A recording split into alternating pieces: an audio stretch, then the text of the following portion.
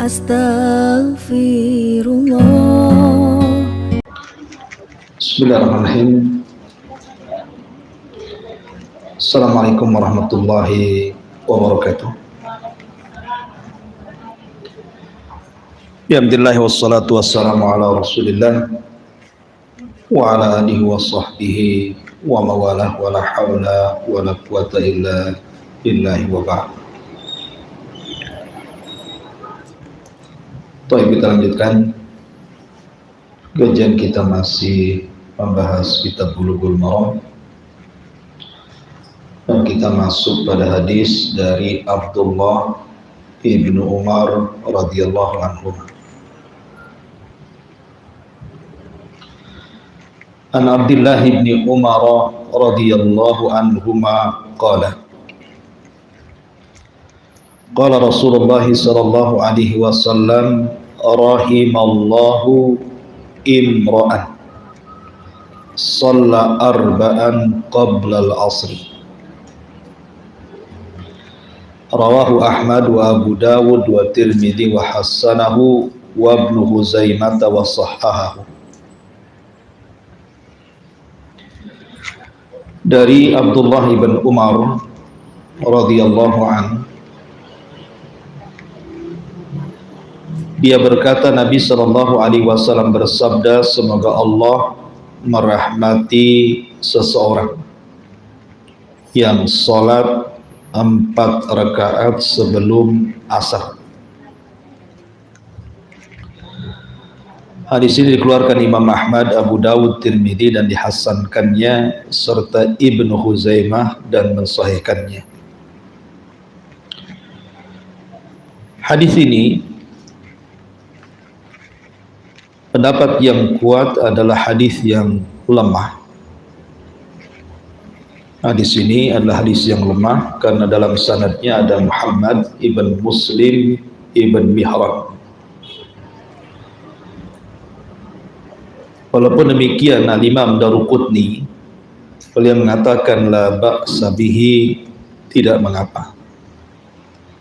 Tetapi Abu Zur'ah mengatakan hadisnya wahin. Wahin itu artinya lemah. Bahkan hadis ini juga diriwayatkan Abi Dawud At-Tayalisi dan Ibnu Adi mengingkarinya dalam kitab Al-Kamil, dan juga Adz-Dzahabi dalam kitab Al-Mizan, dan mengatakan hadis ini dhaif, la yathbut, tidak tetap dari Nabi. Intinya hadis ini lemah. Tetapi sebagian fuqaha ahli fikih menjadikan dalil hadis ini sebagai sunnahnya tatawu, melaksanakan salat tatawu 4 rakaat sebelum asar. Tetapi sekali lagi pendapat yang kuat bahwa hadis ini lemah. Cukuplah hadis yang sahih di mana Nabi sallallahu alaihi wasallam mengatakan baina kulli adzanaini salatun. Setiap pertengahan 2 adzan, maksudnya adzan dan qomat, itu ada salat 2 rakaat. Jadi cukup kita melaksanakan salat 2 rakaat sebelum asar, maksudnya setelah adzan sebelum qomat, gitu ya. Itu keterangan para ulama, wallahu a'lam. Baik, kita lanjut. An Abdullah ibn Mughaffal al-Muzani radhiyallahu anhu qala qala Rasulullah sallallahu alaihi wasallam sallu qabla al-maghrib, sallu qabla al-maghrib, thumma qala fi thalithati liman syaa.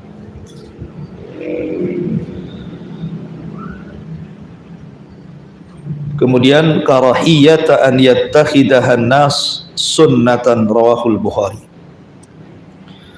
Dari Abdullah ibn Mughaffal al-Muzani, beliau mengatakan Rasul sallallahu alaihi wasallam bersabda, salatlah kalian salat sunnah sebelum maghrib. Salatlah kalian salat sunnah sebelum maghrib. Dan ucapan yang ketiga kata Rasul, bagi yang mau saja. Kenapa? Karena Rasul khawatir manusia menjadikannya sebagai sunnah yang tetap. Jadi ada kalimat bagi yang mau, dan hadis ini dikeluarkan Imam Bukhari.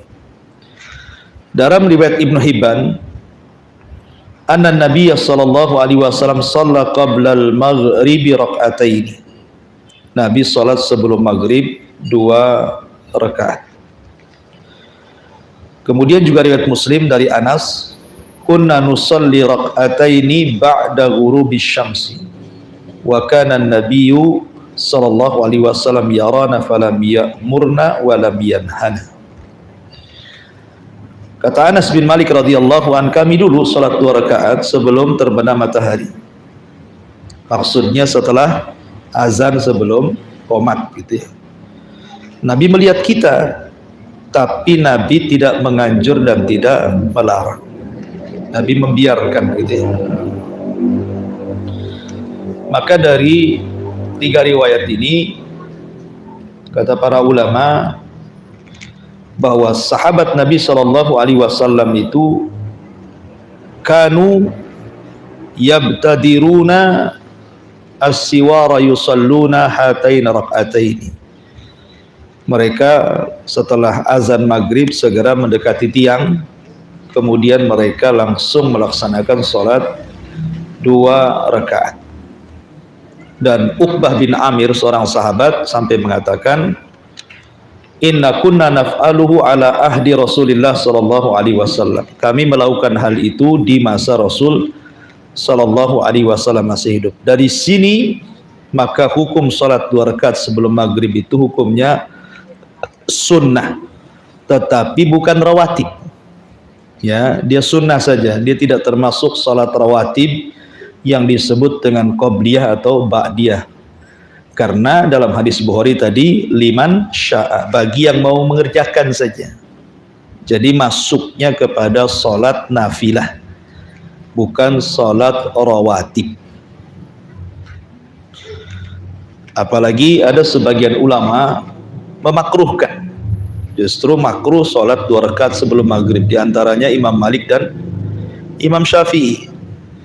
Imam Malik dan Imam Syafi'i mengatakan makruh, tidak perlu sholat sebelum maghrib itu. Yang mengatakan sunnah itu pendapat Imam Ahmad dan juga Ishaq, dan itu pendapat yang kuat berdasarkan hadis Bukhari tadi. Taib, ini sholat sunnah sebelum maghrib. Kemudian hadis selanjutnya, an Aisyah radhiyallahu anha qalat, kana Nabi sallallahu alaihi wasallam yukhaffifu rak'ataini allataini qabla salati subhi hatta inni aqul aqra'a bi ummil kitab, muttafaqun alaih.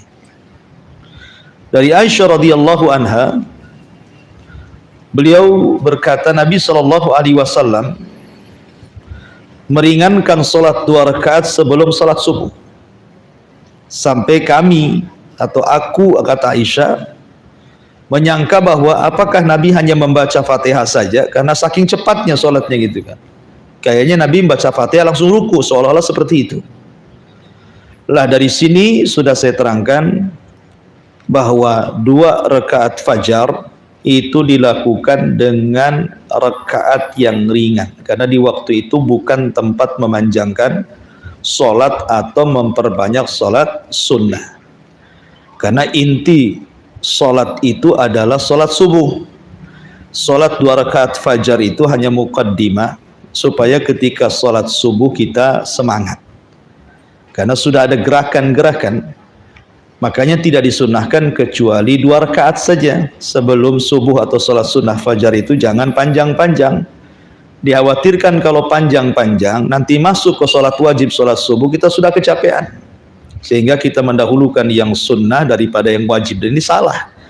Harusnya yang wajib didahulukan dibandingkan yang sunnah. Makanya kata para ulama, istadalla ahlul ilmi bihadal hadithi ala istihbabi takhfifi rak'atai al-fajri hatta annal imam atau innal imam Malikan qala ama ana fala azidu ala ummil Quran. Jadi para ulama menyunahkan meringankan 2 rakaat fajar, sampai Imam Malik mengatakan, adapun saya tidak pernah menambah kecuali Al-Fatihah saja. Bahkan Imam Malik tidak baca surat dia. Kalau 2 rakaat fajar itu Imam Malik Fatihah dua-duanya, nggak ada surat, langsung ruku langsung sujud gitu ya. Itu perbuatan Imam Malik karena ingin mencontoh ringannya sholat itu. Saking pendeknya sholat itu sampai Imam Malik mencukupkan membaca Fatihah saja. Walaupun demikian ada juga ulama yang membolehkan memanjangkan sedikit seperti Hasan Al-Basri, Atha, beliau mengatakan la ba'sa bitatwilihima, tidak mengapa memanjangkan sedikit gitu ya. Tetapi Al-Imam Ibnul Mundhir beliau mengatakan ammal iqtisar ala qiraati ummil kitab fala uhassinuhu wala i'adata ala man fa'ala dhalik wa uhibbu an yaqra'a fihima bima rawaina anna an-nabiyya sallallahu alaihi wasallam yaqra' bihi wa yukhaffifuhuma ahabbu ilayya littiba'is sunnah. Tapi Imam Abdul Mungdir beliau memberikan komentar bahwa mencukupkan membaca Al-Fatihah itu aku tidak anjurkan. Tetapi bagi yang melakukannya tidak perlu diulang sholatnya. Tapi saya suka kalau seseorang itu membaca Al-Fatihah dan surat, sebagaimana Nabi juga membaca demikian dan meringankannya, itu lebih dekat dengan sunnah, kata Al-Imam Ibnul Mundhir rahimahullahu ta'ala. Dan itulah pendapat mayoritas para ulama, hendaklah membaca Fatihah dengan sedikit dari Al-Quran dan meringankan bacaannya. Jadi jangan sampai kemudian tidak sama sekali membaca surat, walaupun ada ulama yang melakukannya, saya katakan seperti Imam Malik tadi, ya kan? Taib. Dan pembahasan salat fajar sudah panjang lebar kemarin kita jelaskan. Ini hanya pengulangan saja. Kemudian juga an Abi Hurairah radhiyallahu anhu anna Nabiy sallallahu alaihi wasallam qara'a fi raq'atay al-fajri qul ya ayyuhal kafirun wa qul huwallahu ahad, rawahu Muslim. Dari Abi Hurairah radhiyallahu anhu, Nabi sallallahu alaihi wasallam membaca pada 2 rakaat fajar itu dengan qul ya ayyuhal kafirun pada rakaat pertama dan qul huwallahu ahad pada rakaat kedua. Dan ini surat yang disunnahkan dibaca. Karena qul ya ayyuhal kafirun dengan qul huwallahu itu makna isinya kurang lebih. Makanya dua-dua surat itu disebut suratul Ikhlas. Ya, kalau disebut surah Al-Ikhlas itu berarti 2 surat. Pertama qul huwallahu ahad itu disebut suratul Ikhlas. Kemudian yang kedua qul ya ayyuhal kafirun juga disebut suratul Ikhlas gitu ya. Karena dua-duanya bicara tentang ubudiyah. Ya, ubudiyah kepada Allah subhanahu wa ta'ala, dan isinya sama, membantah keyakinan ahli kitab dan juga orang-orang musyrik soal peribadatan kepada Allah subhanahu wa ta'ala. Tetapi di sana ada hadis lain di mana Nabi sallallahu alaihi wasallam terkadang membaca surah Al-Baqarah ayat 136 rakaat pertama, qulu amanna billah wa ma unzila ilaina, akhir surah Al-Baqarah 136. Kemudian rakaat yang kedua biasa membaca Ali Imran 64, qul ya ahlal kitab ta'alau ila kalimatin sawa, ya. Ada riwayat seperti itu, membaca akhir Al-Baqarah 136, kemudian rakaat yang kedua Ali Imran 64. Itu berdasarkan riwayat Muslim dari sahabat Abdullah bin Abbas radhiyallahu anhu. Atau terkadang membaca Al-Imran 52, amana billah wa syad bi anna muslimun, kadang-kadang Rasul membaca itu juga. Taib. Kemudian juga menunjukkan bahwa yang dibaca Nabi SAW itu tidak panjang, ya kan, ringan kan. Qul ya ayyuhal kafirun kan sebentar aja baca. Apalagi qul huwallahu, ya kan, itu sudah di luar kepala tuh, jadi cepat bacanya. Kemudian an Aisyah radhiyallahu anha qalat kana Nabi sallallahu alaihi wasallam idza shalla rak'atai al-fajr ittaja'a ala shikkil ayman shikkihil aymani rawahul Bukhari. Kata Aisyah radhiyallahu anha, Nabi SAW apabila salat 2 rakaat fajar, setelahnya sebelum menanti qomat, biasanya Rasul merebahkan badannya ke arah lambung sebelah kanan. Hadis ini dikeluarkan Imam Bukhari. Kemudian yang sama juga dari Abi Hurairah radhiyallahu anhu, dia mengatakan Rasul bersabda, "Idza shalla ahadukum rak'ataini qabla salati subhi falyattaji' ala jambihil ayman." Apabila salah seorang di antara kalian salat 2 rakaat sebelum subuh, maka merebahlah badan kalian di atas lambung sebelah kanan. Dari sini sering saya jelaskan ke ibu-ibu bahwa inilah waktu kedua Nabi SAW tidur. Ya, jadi ini disunahkan bagi yang malamnya salat malam. Ya, karena apabila Nabi SAW mendengar suara adzan pertama dikumandangkan Bilal, adzan kedua dikumandangkan Abdullah ibn Umi Maktum, atau terkadang dibalik. Kadang Abdullah ibn Umi Maktum adzan pertama, kadang Bilal adzan kedua. Tapi kebanyakan Bilal itu adzan pertama. Berdasarkan hadis Rasul, apabila kalian mendengar adzan Bilal, makan minum sampai kalian mendengar adzannya Ibnu Umi Maktum. Maksudnya makan minum di sini silahkan sahur. Ya, masih ada kesempatan untuk sahur kalau masih mendengar adzannya Bilal. Karena adzan Bilal adzan pertama. Dan dari adzan pertama ke adzan kedua itu tidak lama, ya hanya sekitar 20 sampai 30 menit saja. Karena itu kan tujuannya adzan pertama itu membangunkan orang sholat subuh. Dari sini kata para ulama bahwa akhir tidurnya seorang muslim itu adalah di adzan pertama. Karena Rasulullah SAW apabila selesai melaksanakan qiyamul lail kemudian mendengar adzan pertama, Rasul mengatakan apa? Fal yarji qaimuha wal yastaikidna imuha. Hendaklah yang sudah sholat malam sudah berhenti istirahat. Kan dia sudah sholat malam kan, capek kan? Kenapa? Untuk mempersiapkan subuh, supaya jangan kecapean subuhnya. Jangan pula kemudian orang itu perhatian terhadap sholat malamnya kuat, sholat subuhnya pula lemah gitu ya. Terbalik, jangan mendahulukan yang sunnah dibandingkan yang wajib. Makanya ketika habis sholat malam itu disuruh untuk tidur, ya tidur sekitar 20 menit dari adzan pertama ke adzan kedua. Itu pun setelah adzan pertama kemudian adzan kedua ittija gitu ya, mendekati subuh. Makanya Rasul mengatakan falyarji qaimuha, hendaklah orang-orang yang sudah sholat malam istirahat, tetapi yang tertidur bangunkan. Kata Rasul gitu ya, yang tertidur dibangunkan. Menunjukkan akhir tidurnya seorang muslim itu di adzan pertama 20 menit sebelum subuh. Itu paling akhir itu tidurnya seorang muslim itu. Artinya kalau lebih daripada itu ya melampau kan itu ya. Karena itu akhir tidurnya seorang muslim di adzan pertama, karena persiapan sholat subuh. Tapi yang malamnya qiyamul lail maka justru terbalik, suruh tidur. Ya, tidur. Kalau ada orang mengatakan Ustaz tidur dari adzan pertama ke adzan kedua cuma 15 menit sampai 20, bablaslah subuhnya kan gitu ya. Beda, kenapa? Cara tidurnya. Makanya di sini dijelaskan cara tidurnya berdasarkan riwayat Aisyah dan juga Abi Hurairah. Cara tidurnya itu miring ke lambung kanan, kemudian telapak tangannya dijadikan bantal. Ya, jadi begini ya, miring ke lambung kanan. Itu tidur cara seperti itu tidak akan nyenyak, gak akan nyenyak tidur seperti itu.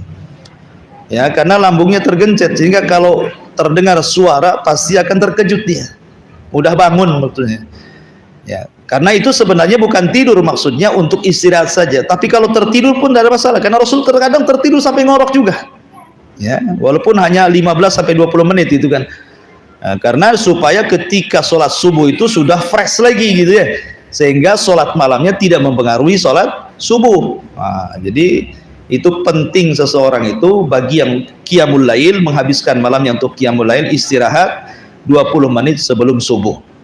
Dengan cara apa? Tidur ittija. Ittija ini sunnah hukumnya ya, tetapi kalau bisa jangan di kasur ya kan.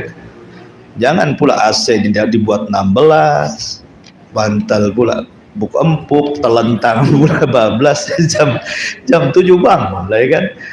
Jadi itu sunnah hukumnya. Makanya Imam Syafi'i rahimahullahu taala ketika menjelaskan hukum ittija setelah 2 rakaat fajar itu, kata Imam Syafi'i istihbab, hukumnya sunnah. Hukumnya sunnah setelah melaksanakan 2 rakaat fajar ya.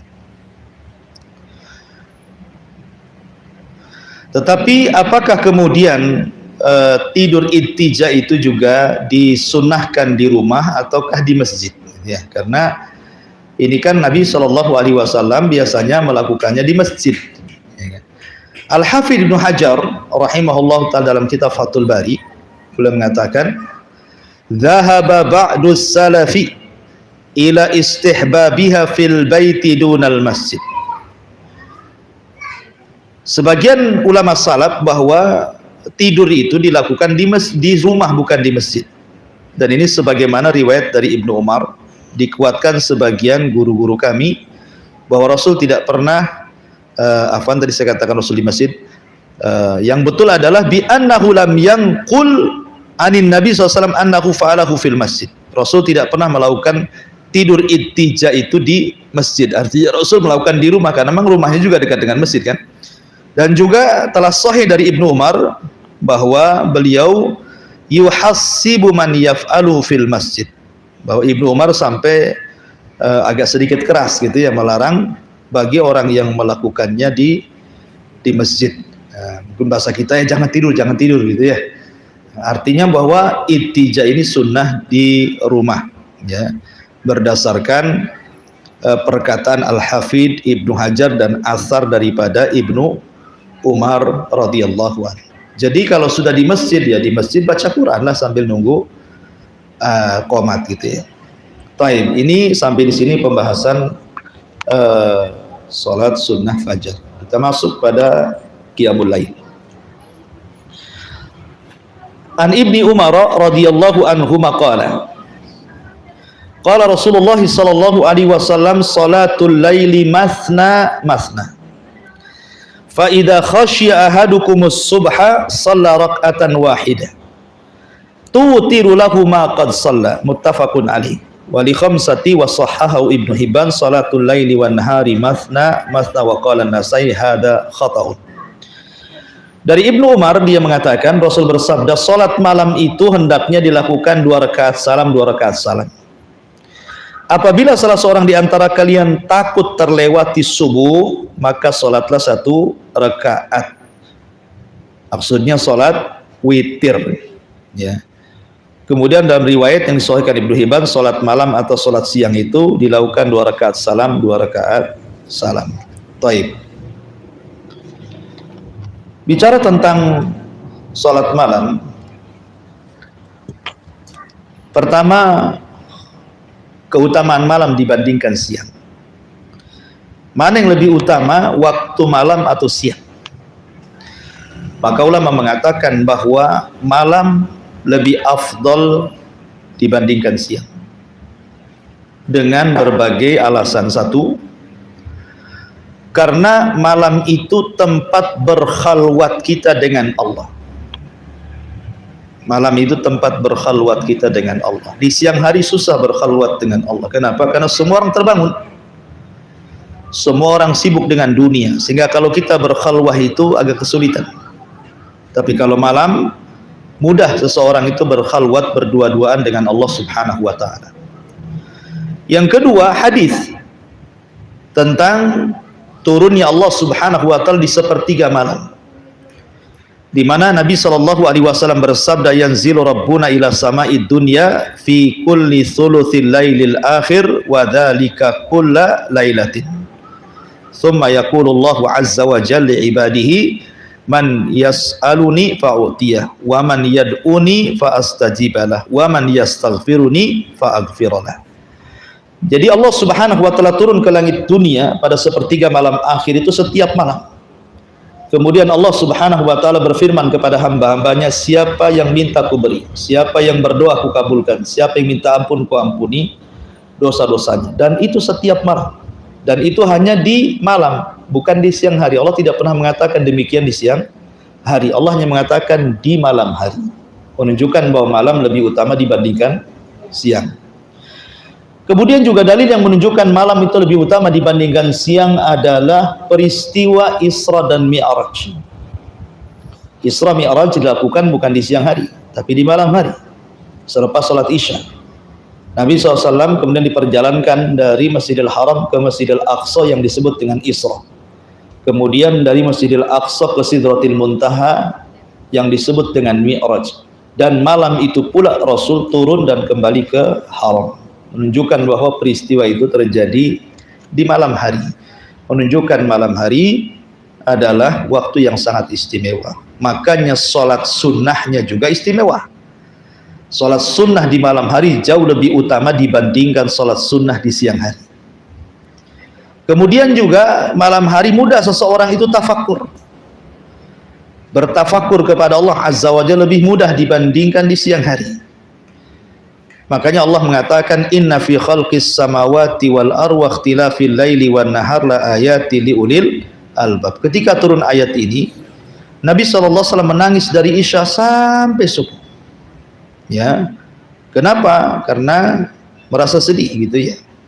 Merasa sedih ketika dia turun ayat ini tentang pentingnya tafakur melihat kaun alam semesta ini. Ini diantara keutamaan malam dibandingkan siang. Adapun berkenaan dengan Qiyamul Lail, Qiyamul Lail ini sebenarnya kapan diperintahkan? Kita tahu bahwa Qiyamul Lail diperintahkan ketika turun surat kepada Nabi SAW, surah Al-Muzammil. Ya ayyuhal muzammil qumil laila illa qalila nisfahu aw inqus minhu qalila aw zid alaihi warattilil qur'ana tartila. Jadi ketika turun surah Muzammil ini, dan ingat surah Muzammil itu ada yang mengatakan surat ketiga, ada yang mengatakan surat keempat secara tartib nuzulnya Quran. Secara tartib turunnya Quran itu kita tahu bahwa secara ringkas surat yang pertama turun adalah suratul Alaq, itu pun 5 ayat saja. Kemudian yang kedua surah Al-Mudaththir, itu pun 5 ayat saja.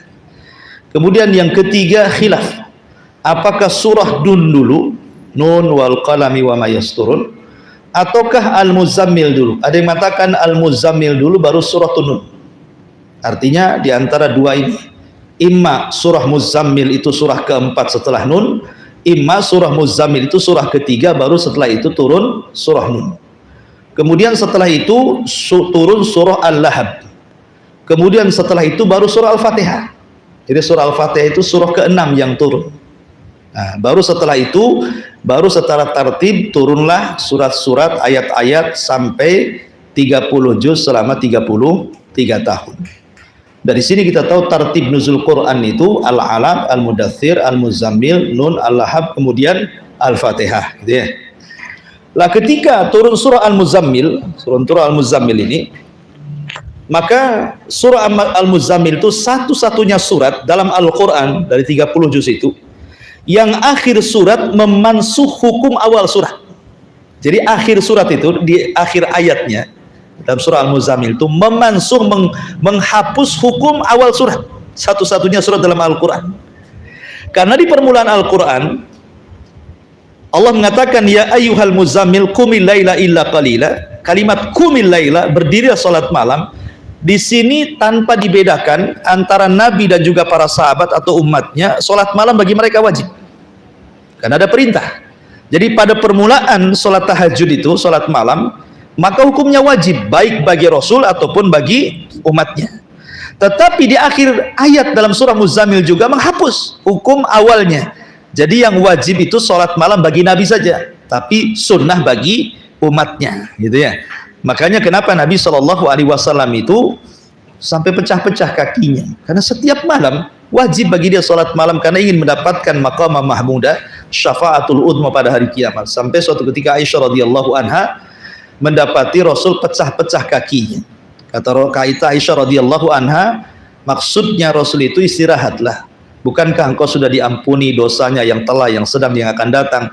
Tapi Rasul mengatakan, afala akuna abdan syakura. Salahkah saya menjadi hamba yang bersyukur? Aisyah, biarkan saya sholat, gitu ya. Jadi sholat wajib, sholat malam bagi Nabi itu hukumnya wajib. Tapi bagi kita hukumnya sunnah, karena dengan turunnya akhir daripada surah Muzammil menghapus tentang wajibnya hukum sholat tahajud bagi umat Rasul.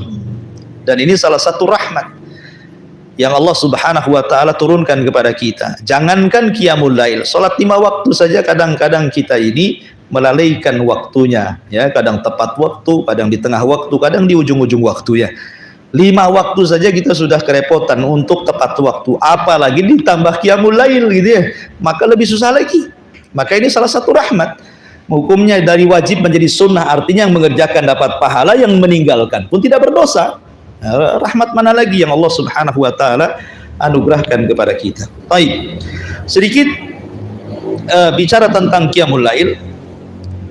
Pertama kita akan membahas tentang hal-hal yang bisa membantu. Kadang-kadang orang berpikir susah kali saya ini bangun malam untuk melaksanakan qiyamul lail, ya. Adakah di sana kiat-kiat gitu ya, supaya orang itu mudah bangun malam dan melaksanakan qiyamul lail? Ada, saya sudah catat di sini sekitar berapa ini? Ya 10 lebih gitu ya. Pertama, al-ikhlasu lillahi azza wa jalla.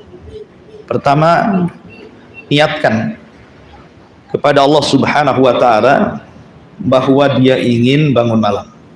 Jadi pertama niat.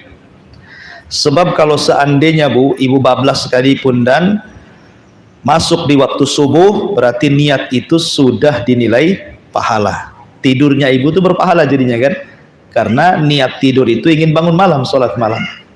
Subhanallah, hanya dengan niat saja sudah dapat pahala. Wa inna likulli imri'in ma nawa. Ini yang pertama.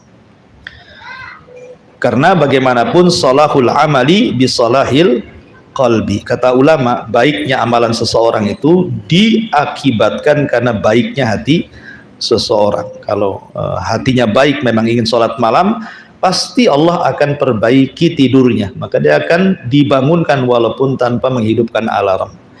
Kemudian yang kedua, an yastashira murida qiyamil laili annallaha yad'uhu lil qiyam. Merasa bahwa dia terpanggil dengan perintah Allah, bahwa dia harus bangun, ya, ini undangan Allah. Secara logika begini Bu ya, kalau seandainya seseorang ibu ditelepon nih sama Pak Wali Kota, ya kan, suami ibu lah yang ditelepon sama Pak Wali Kota. Pak Wali Kota datang dari Jakarta, datangnya itu jam 3 malam, ya, tolonglah jemput saya. Kira-kira ibu jemput nggak? Jemput, nggak mungkin jam 3 bangun jam 3, pasti jam 2 ibu udah bangun kan. Ini yang datang Pak Wali nih, kalau nggak dijemput masalah nanti kan, gitu ya, malu lagi gitu ya. Bukan hanya itu saja, mobilnya dicuci dulu besoknya, ya, sebelum itu mobil dicuci dulu, diparfumi dulu, nggak enak berantakan gitu ya. Artinya itu Pak Wali Kota tuh yang datang tuh, persiapannya luar biasa gitu kan, sampai kadang-kadang nggak tidur dia habis isya itu, takut bablas ya kan, karena jam 3 dia harus ke bandara tuh. Nah ini yang minta Pak Wali nih. Nah ini yang minta Allah Subhanahu wa ta'ala, yang menciptakan kita, yang memberikan nikmat kepada kita, ya, masa kemudian kita tidak merasa terundang? Nah itu logikanya seperti itu ya. Nah, artinya coba dalam niat itu kita ada undangan dari Allah nih, malam-malam harus bangkit dan bangun. Yang ketiga, ma'rifatu fadli qiyamil lail. Orang kalau tahu keutamaan sesuatu, pasti orang itu akan mudah melakukannya. Seperti umpamanya ibu saya tawari pekerjaan di rumah saya, satu hari gajinya 1 juta, ya. Wow, seneng lah, hanya cukup jaga rumah saja. Tolong Bu, saya mau safar seminggu, tolong ibu tinggal di rumah saya gaji 1 hari 1 juta. Pasti semua akan berjubel di rumah. Saya aja Ustaz, 1 juta satu hari cuma nunggu rumah aja kan gitu kan ya. Artinya bahwa dengan mengetahui keutamaan seseorang itu pasti akan suka gitu ya. Ini kalau kerjaan gaji besar pasti suka tuh. Yang biasa jam 8 datang itu jam 6 udah datang tuh. Gajinya gede gitu. Maka dengan mengetahui tentang keutamaan pahala orang yang qiyamul lail, pasti orang itu akan tergugah untuk qiyamul lail. Pahalanya besar qiyamul lail itu. Gimana tidak gitu ya? Pahala qiyamul lail itu sampai-sampai Allah Subhanahu wa taala mengatakan dalam Al-Qur'an, wa Qur'anal fajri kana masyhuda. Itu malam itu disaksikan para malaikat kita.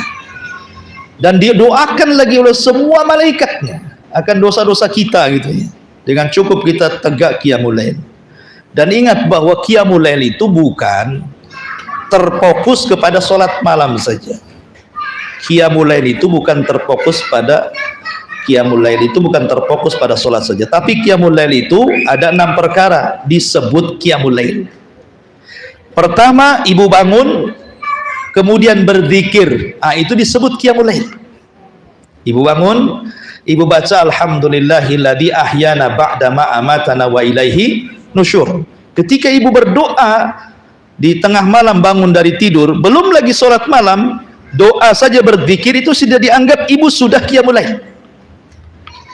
Yang kedua, berwudu.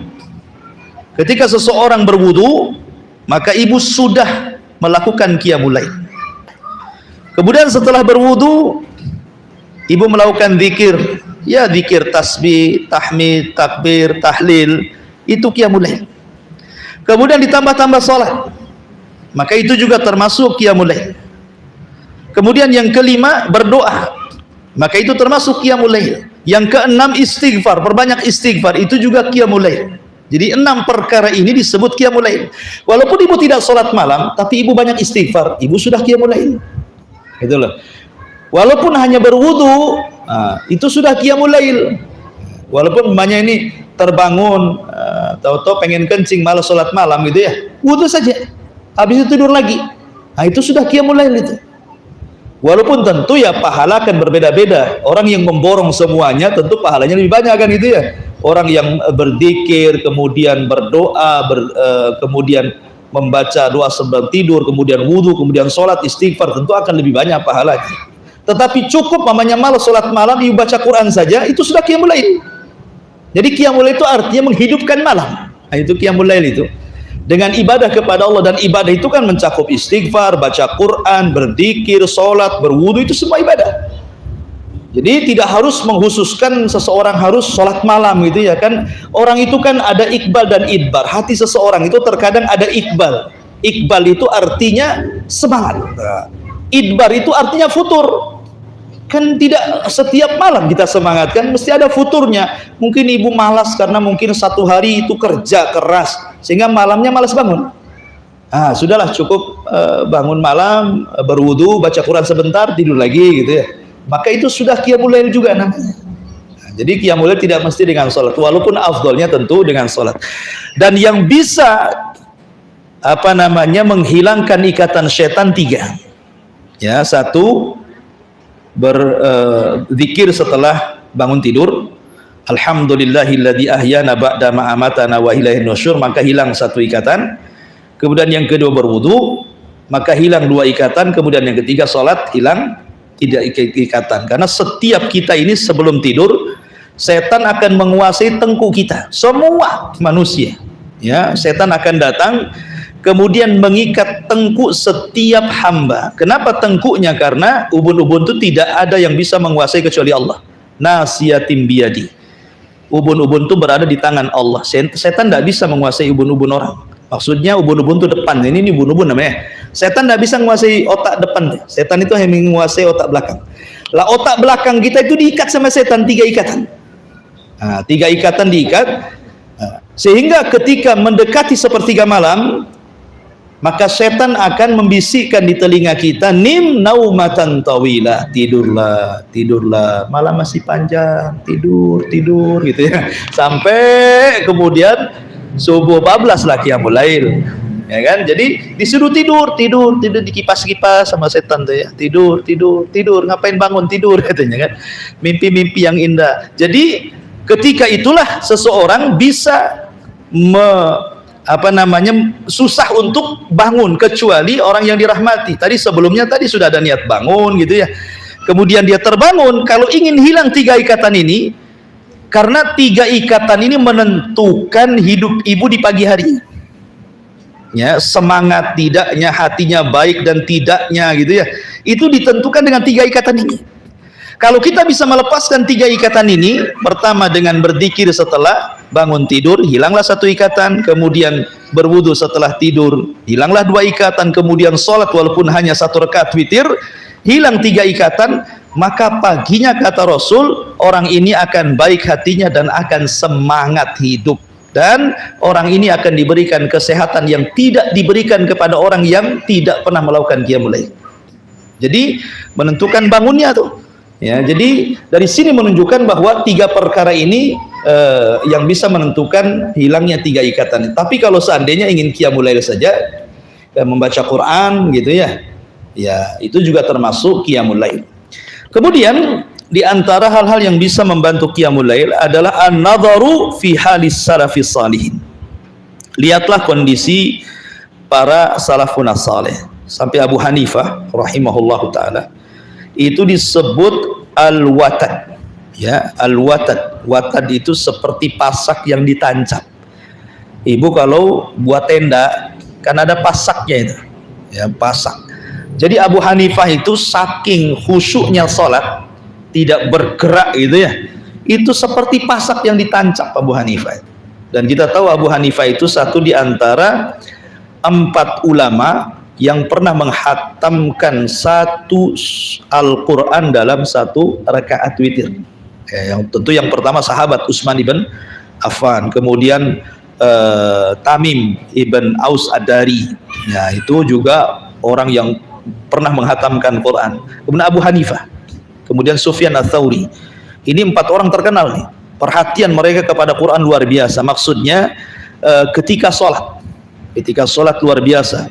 Perhatian mereka kepada Quran dalam sholat. Utsman bin Affan, Tamim ibn Aus Ad-Dari, Abu Hanifah dan Sufyan Ats-Tsauri ini luar biasa. Mereka pernah menghatamkan Al-Quran dalam 1 rakaat witir. Kemudian juga yang nomor 5, an-naumu ala al-janibil aiman, tidur mengarah ke samping kanan karena itu mudah bangun. Kemudian yang nomor 6, an-naumu ala taharah, usahakan tidur sebelumnya berwudu. Ustaz, saya kan sudah berhubungan dengan suami istri junub, masa wudu? Ya, gak apa-apa wudu, karena wudu sebelum tidur bukan alasan karena junub. Itu karena sunnah sebelum tidur, mau junub nggak junub sama saja gitu. Tidur apa wudu dulu. Kemudian yang nomor 7, at-tabkir bin naum.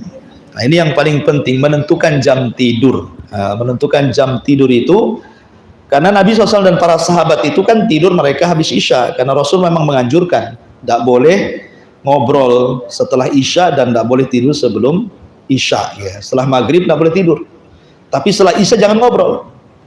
Maksudnya obrolan-obrolan yang tidak ada manfaatnya. Ya, kalau untuk kajian ya tidak apa-apa. Tapi di zaman sekarang kan hadis ini tidak berlaku. Apalagi dengan banyaknya warung, kuliner-kuliner tengah malam ya.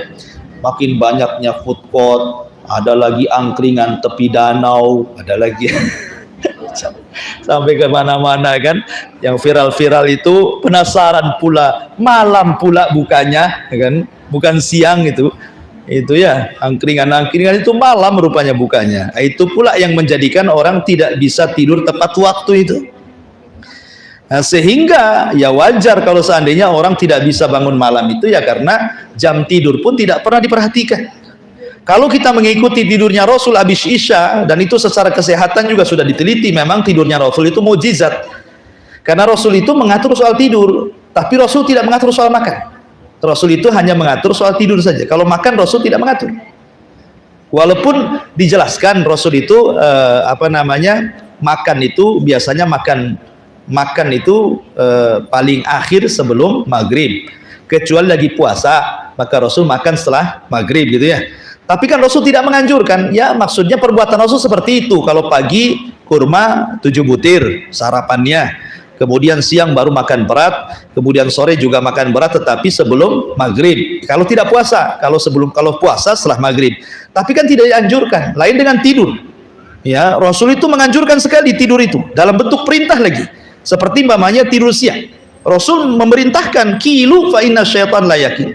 Tidurlah siang karena setan tidak pernah tidur siang. Itu kan dianjurkan. Kemudian Rasul memakruhkan bicara setelah Isya, artinya sangat dicintai tidur setelah Isya gitu ya. Kemudian juga Rasul membiasakan ittija sebelum subuh. Nah itu kalau tidur memang Rasul menganjurkan. Kenapa? Karena di balik tidur itu ada mukjizat Nabi. Ya, salah satunya mungkin kesehatan tadi. Maka yang nomor 7 at-tabkir bin naum, ya, melihat jam waktu tidur itu menentukan bangun malam. Kemudian juga yang nomor 8 al-muhafadatu 'alal adhkari syar'iyyati qabla naum. Berusaha untuk menjaga zikir-zikir syar'i sebelum tidur, terutama surat-surat perlindungan jangan lupa dibaca. Qul a'udzu birabbin nas, qul a'udzu birabbil falaq, qul huwallahu ahad, ayat kursi, kemudian diusap dari kepala sampai kaki dan itu dilakukan 3 kali. Karena itu bisa menghindari dari mimpi-mimpi syaitan, mimpi-mimpi buruk dari syaitan. Kemudian yang nomor 9 al-harsu ala naumati al-kailulati bin nahar. Upayakan tidur siang, karena dengan tidur siang itu akan memudahkan bangun malam. Tidur siang itu tidak harus berjam-jam. Namanya kailulah itu kan 15 sampai 20 menit saja, dan itu pun tidak harus nyenyak. Ya. Tidur kailulah itu kan sekitar sebelum zuhur, jam-jam segini nih. Ya, jam-jam segini disebut kailulah ini. Harusnya ibu tidur, ngapain tak ngaji sini?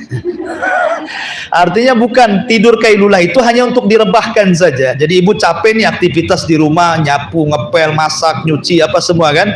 Sebelum tidur direbahkan, itu maksudnya. Direbahkan supaya malamnya mudah bangun gitu. Kemudian juga yang nomor 10 istinabu kathratil akli wasyurbi. Nah ini jauhi memperbanyak makan dan minum. Padahal ini di siang hari, kita ini makan minumnya di malam hari pun. Gimana mau bangun gitu ya. Maksudnya jangan terlalu kenyang di siangnya, malamnya mudah tidur. Ini di malam hari dikenyangkan gitu ya. Makanya siangnya yang tidak tidur, malamnya nyenyak tidur gitu. Nah, kemudian juga yang nomor 11 mujahadatun nafsi anil qiyam. Ya, berusaha untuk sungguh-sungguh bangun walaupun ya ada upaya lah. Sekarang kan enak punya ada alarm yang bunyinya kencang sekali, beli. Kalau memang dengan itu kita bisa bangun.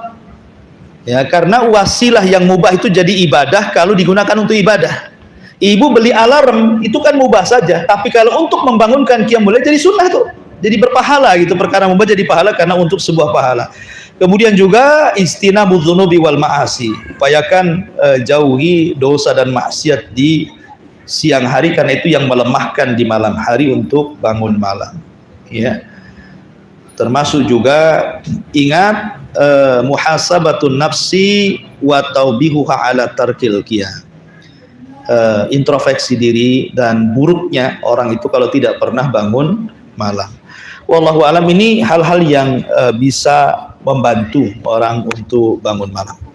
Kemudian adapun tentang keutamaan salat malam sendiri, satu, salat malam ini termasuk sifat-sifatnya hamba Allah Ar-Rahman. Sebagaimana Allah mengatakan dalam Al-Quran, wa ibadur rahman alladzina yamshuna 'alal ardi haunan wa idza khatabahumul jahiluna qalu salama walladzina yabituna li rabbihim sujjadan wa qiyama. Jadi sifat-sifat hamba-hamba Allah yang Rahman adalah orang walladzina yabituna li rabbihim, orang yang di malam hari dia bangun sujud dan berdiri menghadap Rabb Allah.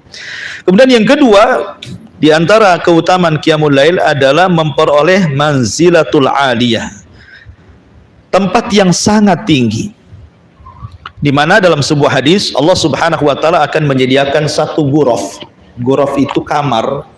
Kamar itu terbuat dari kaca jernih, di mana yang dari dalam bisa melihat keluar, yang dari luar bisa melihat ke dalam. Dan kamar itu berada di ketinggian sorga. Jadi istana di bawah, kamar itu di atas. Dan tabiat manusia di dunia pasti ingin meninggikan rumah kan, meningkat jadi 2 lantai, 3 lantai kan. Alasannya apa? Lebih enak, lebih bisa memandang, melihat, gitu ya. Lah, tahu Allah Subhanahu wa taala tabiat manusia di dunia itu kesukaannya seperti itu. Karena bagaimanapun sorga itu kan miniatur dunia. Ya, ke apa yang dikehendaki manusia di dunia itu di sorga Allah capaikan, gitu ya. Jadi orang-orang yang nggak kecapai di dunia, kapan lah saya beli apartemen Habibie yang lantai akhir itu kan, paling atas gitu kan. Ibu tahu keinginannya seperti itu, maka Allah buatkan ghuraf di atas. Ya, di sorga itu Allah buatkan kamar yang sangat indah, dan kamar itu bisa memandang view-nya sorga. Makanya kenapa yang namanya sebuah villa itu ya, yang di puncak-puncak itu mahal harganya, bukan harga bangunannya. Kadang harga bangunannya tidak sampai 500 juta gitu ya. Kenapa harganya sampai MM-an ya? Itu karena view-nya saja sebenarnya yang buat mahal tuh. Jadi hati manusia itu memang pengen seperti itu, maka Allah Subhanahu wa taala kabulkan di akhirat. Dibuatnya sebuah kamar yang indah yang disebut dengan ghuraf. Nah, ketika sahabat bertanya, Rasul, ghuraf itu untuk siapa? Apakah untuk para nabi? Kata Rasul, bukan. Ghuraf itu, kata Nabi SAW, bukan untuk para nabi, tetapi orang yang atau balkalam. Pertama, orang yang santun cara bicaranya. Wa ada masyam, orang yang suka berpuasa sunnah. Wa it'amat ta'am, orang yang suka kasih sedekah makan fuqara wal masakin. Wassalatul laili wan nasu niyam, dan juga untuk orang yang senantiasa sholat malam di tengah-tengah manusia sedang tidur. Nah, jadi ghuraf itu diberikan kepada orang yang qiyamul lail. Makanya di sini di antara keutamaan salat malam itu mendapatkan keutamaan yang tinggi di hadapan Allah kelak di sorga yang penuh dengan kenikmatan. Kemudian yang nomor 3, ijabatud doa. Tadi sudah saya sebutkan hadisnya, bahwa di sepertiga malam itu Allah turun ke langit dunia dan menawarkan kekuasaannya, menawarkan kekayaannya, menawarkan ampunannya. Tidak ada malik, raja dunia sekaya apapun, sebutkan raja mana, sejak zaman dulu sampai hari ini, pemimpin negara, raja gitu ya, yang menawarkan kekayaannya diberikan majanan cuma-cuma kepada rakyatnya, nggak ada ceritanya tuh. Nah, umpamanya presiden kita nih menawarkan kekayaannya, siapa yang miskin datang ke rumah gitu ya, ambil beras tiap hari, nggak ada ceritanya itu. Ya paling kalaupun ngasih pakai anggaran gitu ya, bukan pakai uang pribadi. Kalau pakai uang pribadi ya sekali-kali lah ya. Tetapi kalau setiap hari, apa nggak bankrupt gitu ya, ngasih beras orang miskin setiap hari pakai kekayaan dia, walaupun dia presiden, walaupun orang kaya pun pasti bankrupt ya. Kecuali orang yang yakin akan yang diganti oleh Allah Subhanahu wa taala. Ini pengalaman saya waktu di Yaman, pengalaman Masya Allah. Ada orang kaya di Yaman itu, di Taiz, daerah Taiz itu. Jadi dia menguasai pabrik-pabrik makanan se-Yaman. Mungkin bahasa kita kayak ciki, minuman kaleng, apa dikuasai dia semua. Ya, jadi perekonomian di Yaman itu dikuasai orang kaya ini, di Taiz, ya, daerah Yaman tuh. Jadi kita sebagai thalabatul ilmi, jadi banyak para thalabatul ilmi itu yang mengajukan takdim. Takdim itu proposal bahasa kitanya ya. Datang ke orang kaya ini, kemudian nanti cukup dikasih tanda tangan. Nanti diambil uangnya itu di bank tadamun namanya. Dan setiap hari yang minta itu, karena saya pengalaman ke sana juga masalah ini. Waktu itu dengan Ustaz Aswad, dengan beberapa asatidz di sinilah ke sana, pengen tahu sebenarnya kan, kok ada orang sedermawan itu. Rupanya ketika kita datang dan meminta kepada dia itu hanya diperbolehkan saat dia habis qiyamul lail. Karena orangnya hafal Quran. Sudah kaya hafal Quran, ya. Jadi nunggu dia sholat malam dulu gitu. Jadi orang tuh udah antri itu ratusan orang, setiap hari ratusan orang. Dan paling sedikit, bukan kayak kita ngasih 20.000, enggak gitu ya. Jadi sekali ngasih itu 2 juta, 3 juta, 5 juta sesuai dengan kebutuhannya. Bayangkan kalilah berapa ratus orang setiap malam. Setiap malam tuh kita bawa surat gitu kan, nunggu dia qiyamul lail, habis qiyamul lail dia langsung duduk baca Quran, disimak sama orang-orang. Selesai kira-kira sekitar 1 jam sebelum subuh, bolehlah orang-orang datang ngantri ngasih kertas, jadi tanda tangan. Nanti ngambil uangnya di bank tadamun, bank dia. Setiap hari. Ya, saya belum pernah selama seumur hidup saya itu orang yang paling dermawan kecuali orang itu. Sudah hafal Quran, orangnya pun sederhana. Kalau minta pun nunggu dia sholat malam dulu, habis itu didengarkan Al-Quran baru minta. Bertanda tangan. Itu yang saya dapat ya di Yaman, orang kayak gini. Allahu alam ya, apa masih hidup atau sudah meninggal, sudah tua orangnya. ya, tapi luar biasa gitu ya. Tetapi walaupun sedermawan manusia tidak bisa menyaingi Allah Subhanahu wa taala. Allah setiap sepertiga malam mengatakan, siapa yang berdoa aku kabulkan, siapa yang minta aku kasih, siapa yang minta ampun aku kasih ampunannya. Dan itu salah satu fadilah qiyamul lail. Kemudian yang nomor 4 di antara fadilah qiyamul lail adalah bab min abwabil khair, bahwa itu pintu dari pintu-pintu kebaikan, wa dalilun ala syukrillahi ala ni'amihi, dan itu dalil kita mensyukuri nikmat Allah. Nikmat Allah sudah banyak Allah berikan kepada kita, maka sebagai imbalannya maka Allah tidak menuntut apa-apa, hanya kita disuruh bangun sholat malam.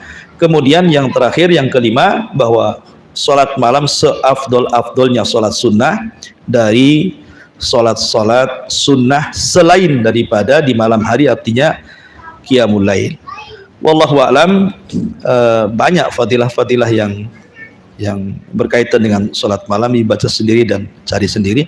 Ini di antara ringkasannya saja. Taib, sampai di sini kita buka tanya jawab dulu. Silahkan.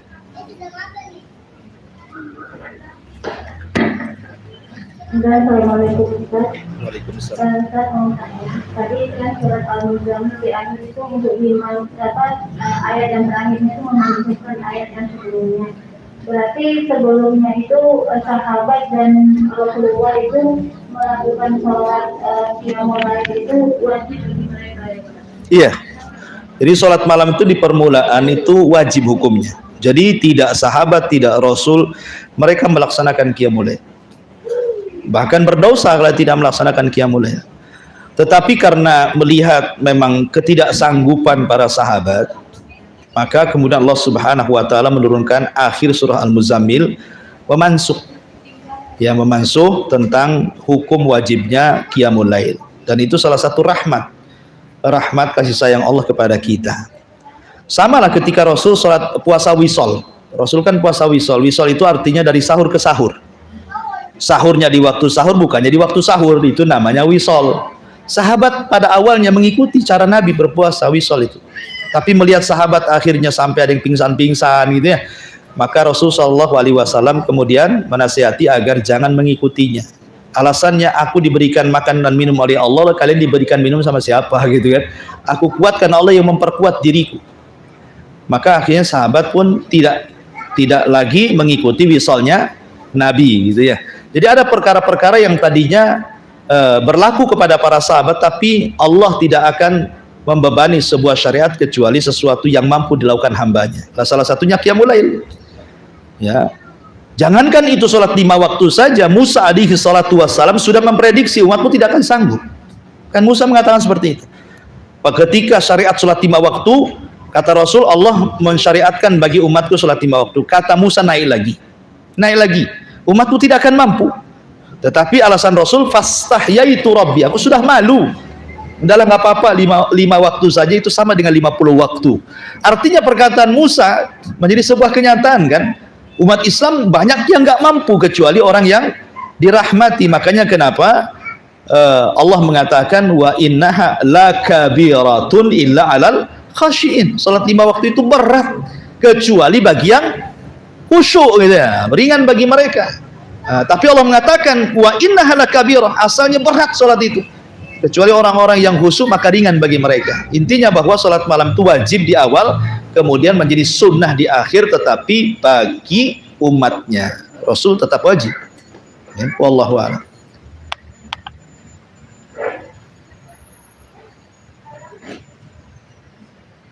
Ustaz mau nanya. Iya. Kalau tadi bilang bahwa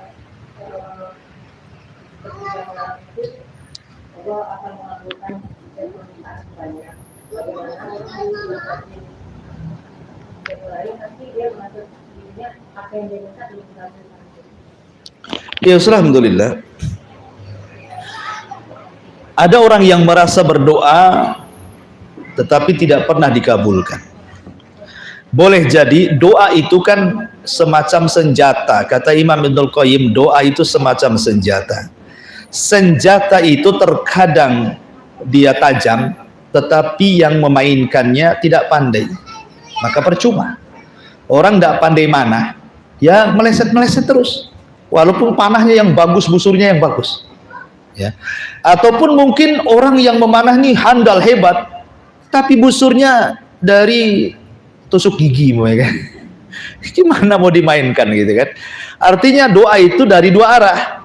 Ya, dari dua arah, maksudnya senjatanya tajam, yang memainkan pun handal.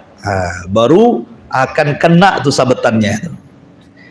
Maka orang yang berdoanya pun harus baik, menghindari makanan yang haram salah satunya kan, kemudian tidak berdoa perbuatan dosa, memutus silaturahim, termasuk harus berhusnudzon, kuat yakin dengan Allah akan mengabulkan, karena ada orang berdoa tidak yakin ya. Kemudian juga diantaranya jangan tergesa-gesa dengan mengatakan da'autu falam yastajibli, aku sudah terus berdoa kok nggak dikabulkan. Justru nggak dikabulkan kalau dia ngomong begitu gitu ya. Jadi itu syarat-syarat terus. Kemudian doanya, doa dan waktu-waktunya itu juga diperlukan. Doanya yang baik, waktunya pun waktu baik, sehingga antara orang dan senjatanya itu klop gitu ya, baru Allah kabulkan. Tetapi ingat, semua doa itu pasti Allah kabulkan. Nggak ada doa yang tidak Allah kabulkan. Cuman pengabulannya itu kan terbagi menjadi 3. Ada yang cash kontan, kita minta langsung dikabulkan. Ada yang kemudian ditangguhkan untuk mengangkat derajat dia di surga. Ada yang dikabulkan dengan cara yang lain. Allah tidak memberikan permintaan, tetapi Allah menjauhkan dari bahaya. Contoh umpamanya, dia susah. Doanya, ya Allah luaskan rizki saya, luaskan rizki saya. Tetap saja nyewa rumahnya. Bukan berarti Allah tidak mengabulkan.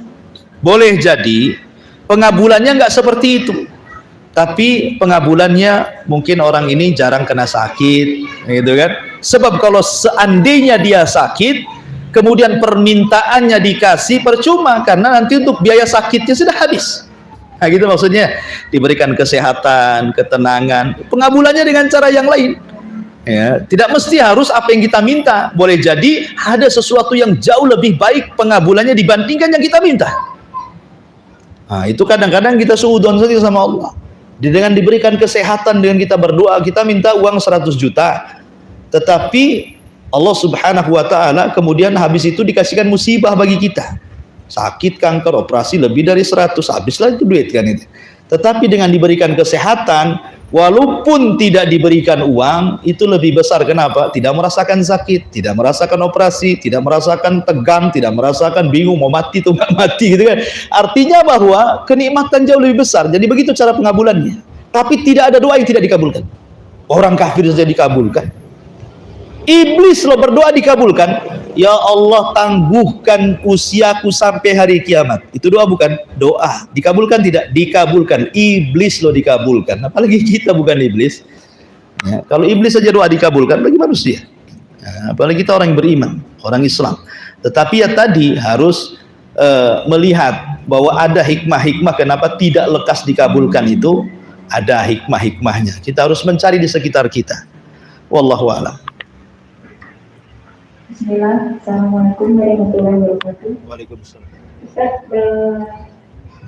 menanggapi tentang tidur di pijak, tapi Ustaz, mana yang lebih utama setelah kita melakukan sholat fajar itu kita beristighfar minta ampun atau kita melakukan sunat tidur di pijak?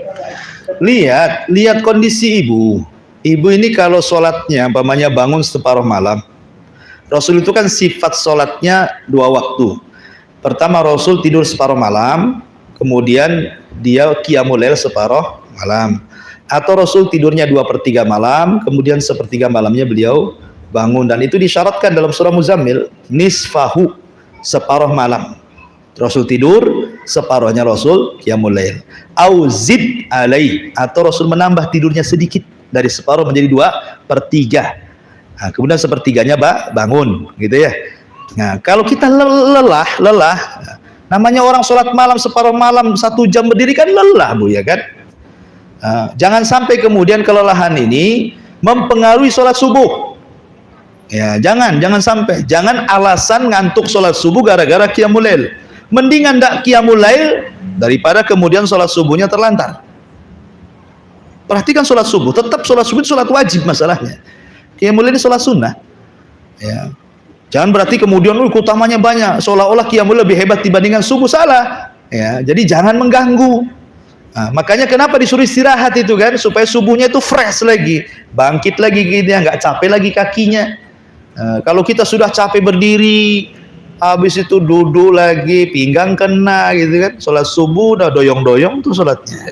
Ya, akhirnya kul huwallah yang dibaca, sholat malamnya Al-Baqarah, subuhnya pula kul huwallah. Padahal Rasul tidak pernah kurang membaca dari 100 ayat sholat subuh itu. Ustaz, saya tidak hafal Al-Baqarah. Kalau saya 100 ayat saya hafalnya hanya kul ya ayyuhal kafirun kul huwallah. Ya sudah, baca semua. Rakaat pertama kul huwallah, nyambung kul a'udzu birabbin nas, nyambung kul a'udzu birabbil falaq, nyambung gitu kan, diperpanjang. Ya. Atau diulang-ulang nggak apa-apa. Ya, kalau ingin panjang gitu karena hafalan saya terbatas. Ya sudah, di mana surat yang dihafal itulah. Kul huwallah selesai, nyambung.